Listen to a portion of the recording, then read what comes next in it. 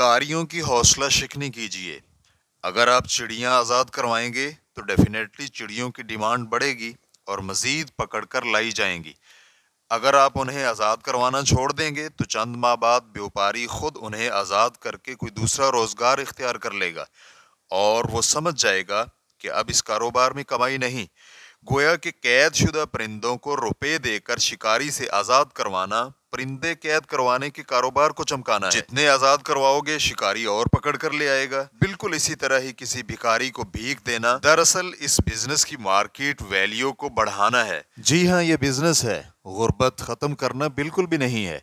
जब भिखारी को यौमिया 4-5 हज़ार रुपया मिलेगा तो उसने तो अपने पूरे ख़ानदान को इसी काम में लगाना है। नतीजा ये निकलेगा कि ये कारोबार फलता फूलता चला जाएगा और आपका समाज भिखारियों से भर जाएगा। यानी किसी भिखारी को भीख देकर आप एक भिखारी कम नहीं कर रहे, बल्कि 10 मजीद लोगों को भीख मांगने की तरगीब दिला रहे हैं। अगर हम सब अहद कर लें कि भिखारियों को कुछ नहीं देना, तो साल भर में वो सब किसी न किसी दूसरे जायज़ और हलाल काम की तरफ माइल हो जाएंगे, क्योंकि ज़िंदगी गुजारने के लिए रिज़्क ज़रूरी है।